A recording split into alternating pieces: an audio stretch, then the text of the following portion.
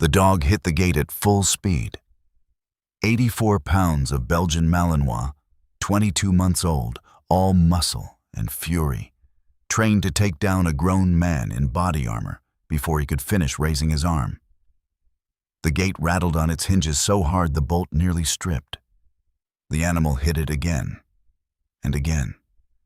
The sound echoed off the concrete walls of the K9 assessment yard at Fort Bragg like something being broken on purpose. Sergeant First Class Derek Moss stood at the edge of the ring with his arms crossed and a grin on his face that had been there since before she arrived. "Go on then," he said. He looked at the 8 men ranged behind him along the fence line. He looked back at her. "You wanted to assess the animal. Assess him." The dog, call sign Wrecker, NATO-certified patrol and apprehension. 4 operational deployments, bite force in excess of 300 pounds per square inch, was still hitting the gate. She was standing 6 feet from it. She had not moved. She had not said a word since she walked through the yard entrance 4 minutes ago. She was looking at the dog. Not at Moss, not at the 8 men, at the dog. With an expression that was not fear, not even close to fear, but something quieter and more considered. The expression of someone reading a language they wrote themselves. Mossy reached over and pulled the gate latch. Wrecker came through it like a bullet leaving a barrel. Before we dive in, if this story has already got something moving in your chest, hit that subscribe button right now and stay with me until the very last word. Drop a comment telling me what city you are watching from. Because what happens next, you will not believe it. Her name was Captain Dana Rourke, though the men at the fence line did not know that yet. And Sergeant First Class Moss knew it only from the transfer paperwork he had read once and not looked at again because the paperwork had told him something he had decided to disbelieve before he finished reading it. She was not a large woman. 5'5", 131 pounds in her field jacket, which was plain and unpatched and gave nothing away. Dark red hair, pulled tight at the back of her neck without ceremony. No jewelry, no rank showing. The jacket hung slightly loose at the shoulders in the way of someone who had lost weight on deployment and not yet replaced what the weight had taken. She looked like someone's quiet older sister who had come to watch, not to participate, the kind of person a room dismisses and then cannot later remember dismissing. Mosse had dismissed her the moment she came through the gate. He had looked at her once, top to bottom, the inventory of a man who has already made up his mind, and then looked away. He had not looked at her hands. If he had looked at her hands, he might have noticed something. The way they hung at her sides, loose, easy, slightly forward. The way she did not put them in her pockets. The readiness of them, which was the specific readiness of hands that have held working dogs through more situations than they can count, and have never once come away from it flinching. He did not look at her hands. He looked at Wrecker's gait and made his calculation, which was this. The dog would close the distance in under 2 seconds, and she would break left and run. And his 8 men would have a story to tell for a month. He pulled the latch. Wrecker came through. She didn't move left. She didn't move right. She didn't raise her arms or drop into a defensive posture or do any of the things a person does when 84 pounds of trained military working dog crosses 6 feet of open yard at full sprint. She dropped to one knee, and she said one word, quietly, in Dutch. Wrecker stopped, not slowed, not hesitated. Stopped. All 4 legs, mid-stride, as though the word had been a physical wall he had run into. As though his entire nervous system had simply received an instruction it recognized at a level below training, below conditioning, below the 4 operational deployments and the NATO certification and the 2 years of drive and fury that Moss's unit had built into him.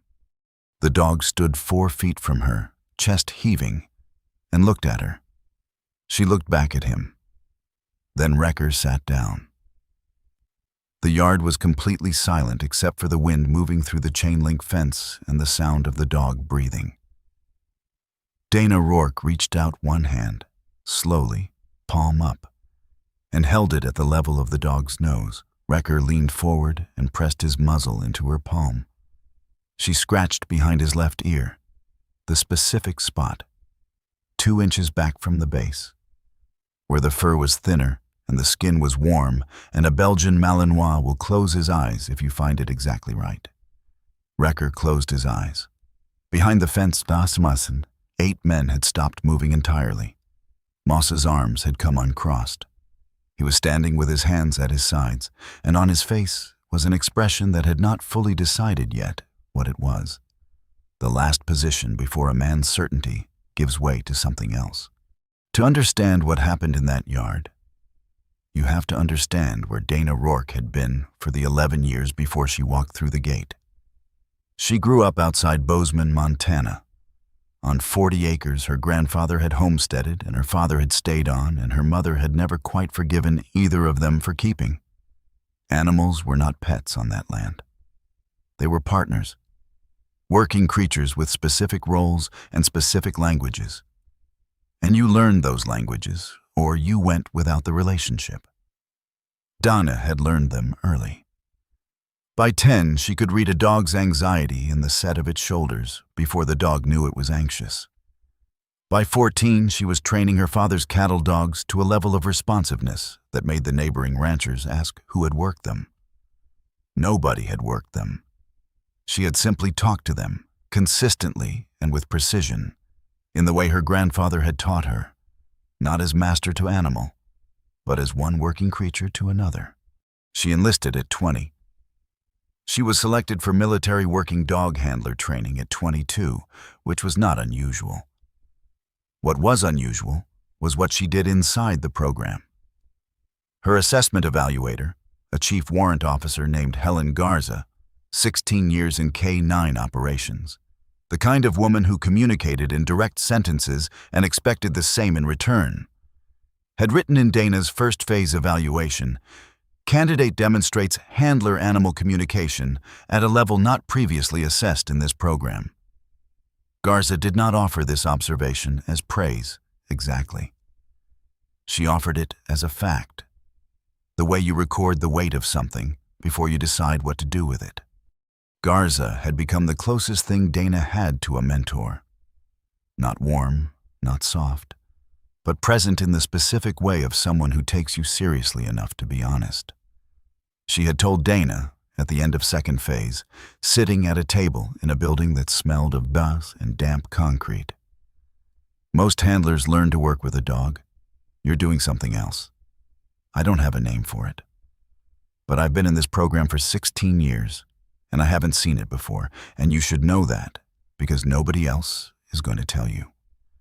Garza retired in 2020 with a medical separation after a training injury that ended her operational career cleanly and without complaint, which was the only way Garza knew how to do anything. Dana thought about her every time she entered a working yard.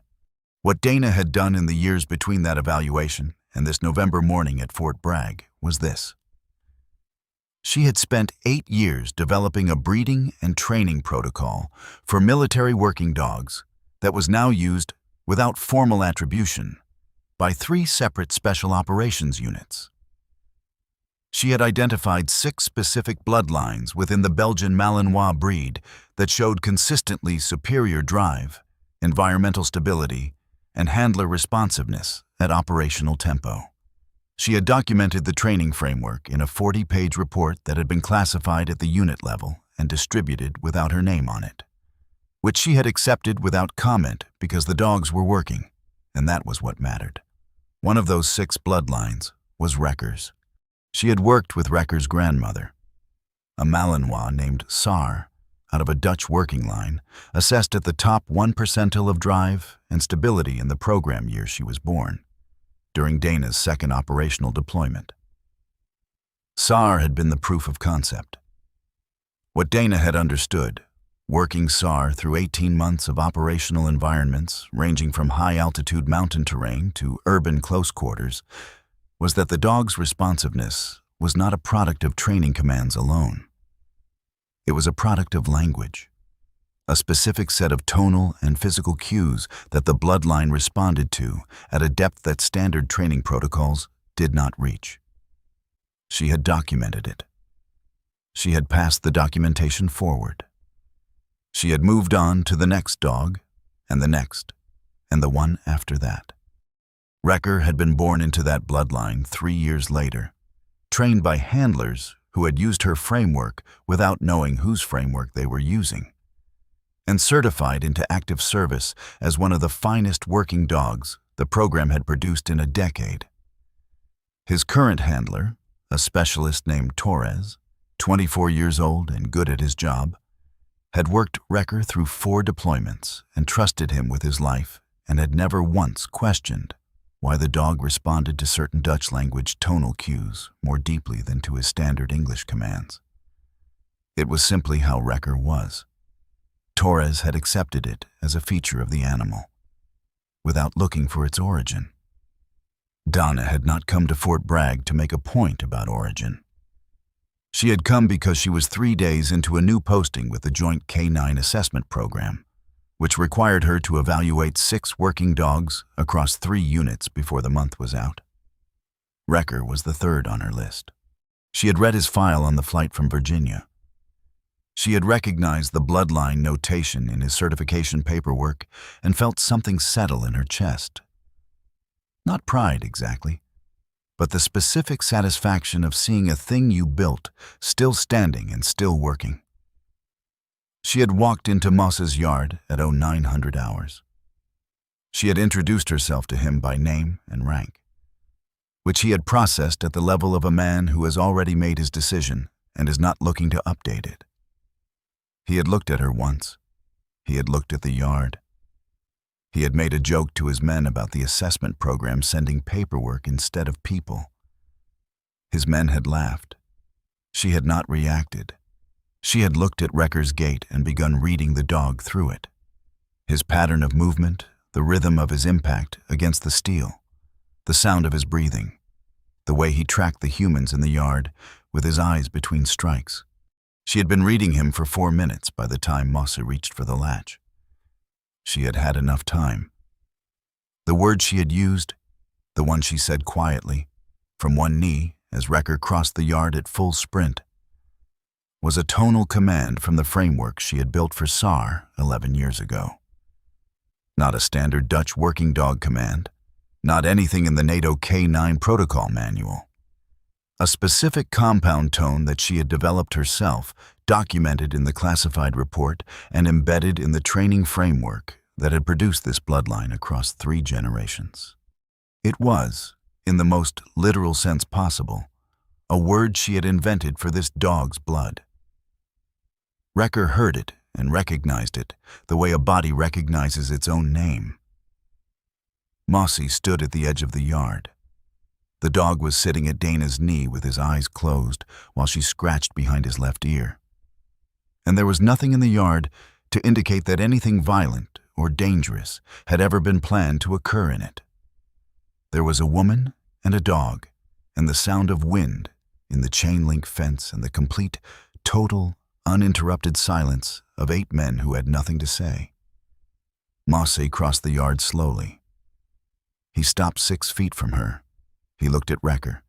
He looked at her hand behind the dog's ear. He looked at the dog's face, which was as relaxed as Moss had ever seen it. More relaxed than Torres could get him after a full operational day. More relaxed than he went in the kennel at night. "What did you say to him?" Mosa said. Not a joke. Not a performance. A real question, stripped of everything else. Dana looked up at him.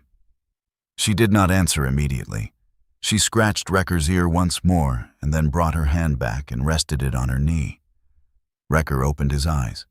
He looked at Mossy and then looked back at her. "I told him to stop," she said. Mossa waited. There was clearly more. She stood up. Wrecker stood with her, positioning himself at her left leg without being directed. The heel position, automatic, as though he had been doing it for years. "In Dutch," she said, "from a specific tonal protocol." She paused. "One I wrote?" Mossy looked at Wrecker standing at her heel. A dog he had watched refuse to hold heel position for 3 of his best handlers during a training review 6 weeks prior. A dog whose compliance was earned in increments and had to be reinforced daily. A dog that Torres described as the most strong-willed animal he had ever worked.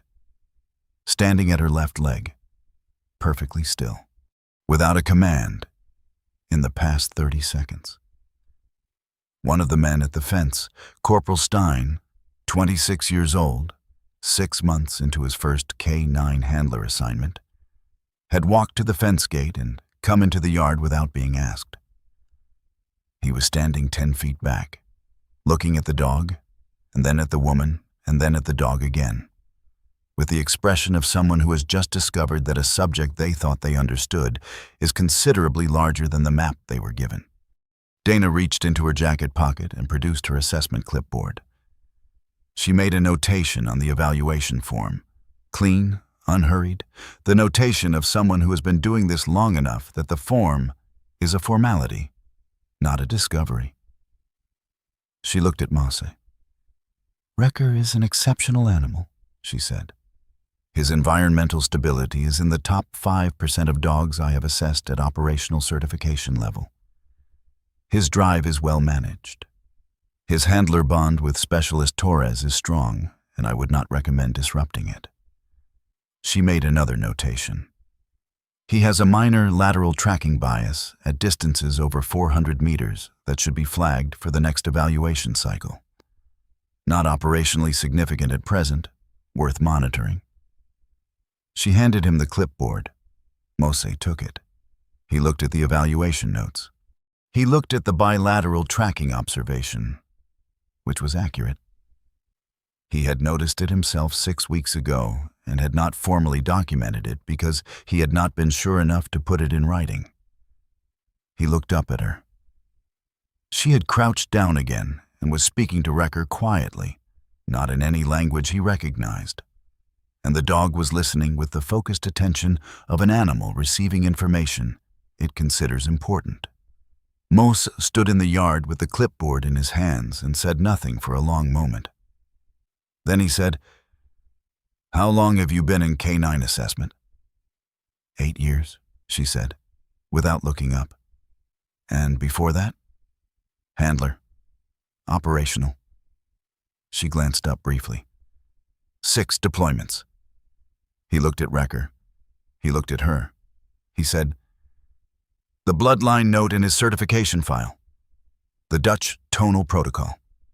He stopped. He tried again. "That came from a classified training framework. Nobody knows who wrote it." She stood up. She brushed a small amount of dust from her knee. She looked at him with the calm, even expression of someone who has waited a long time for a room to arrive at a conclusion she already knew. She said nothing. Wrecker sat at her left leg. Stein, 10 feet back, said it quietly, almost to himself.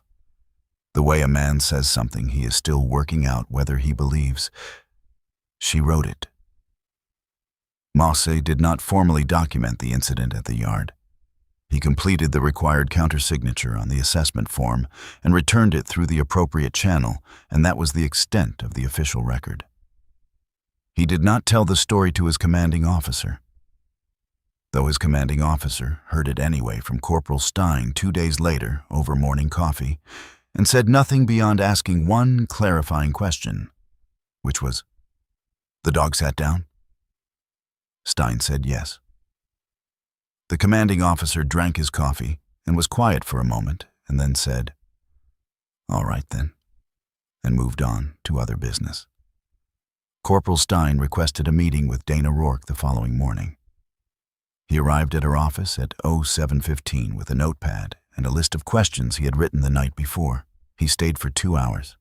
He left with more questions than he had arrived with, which he later described as the most useful professional experience of his first year in the program. Specialist Torres, when he was told about the yard assessment, was quiet for a long moment. Then he said, "Does she want to meet him properly?" He meant Wrecker. The meeting was arranged for the following week. It lasted 40 minutes. Torres stood to the side and watched and said afterward, to anyone who asked, that it was the closest thing to a conversation he had ever seen between a human being and a dog, and that he did not fully have the language for what it looked like. Donna Rourke was at her desk at 0800 the next morning. She completed 2 more assessment reports, drafted a recommendation for a bloodline evaluation at the program level, and ate lunch alone at her desk while reading a veterinary genetics paper she had been working through for 3 weeks. She did not think about the yard. At 1600 hours, she went to the kennel and sat for 40 minutes with a young Malinois, 14 months old, just entering pre-certification training, uncertain and sharp-edged in the way of young dogs who have more drive than direction. She sat with him without commands, without tools, without agenda. She let him read her. She read him back. By the time she left, he had laid his head on her knee. She noted the behavior in his file and moved on to the next one. There are those who earn trust by demanding it, loudly, with rank, with the infrastructure of authority behind them. And there are those who earn it the way water shapes stone, slowly, through consistency, through presence, through showing up the same way every single time, until the thing they are working with stops bracing for something different. The second kind of trust cannot be faked. It cannot be performed. It cannot be put on at the gate and taken off at the end of the day. It is built in the accumulated hours before anyone is watching, the cold mornings in the yard, the paperwork nobody reads, the framework built for a dog's bloodline and handed forward without a name attached to it. Wrecker knew her before he saw her. Not her face, not her voice, her signal, written into him across 3 generations of careful, deliberate, loving work. Some people walk into a room and need it to know who they are. And some people walk in and discover that the room has known them all along because they built the room, quietly, from the inside out, long before anyone thought to ask.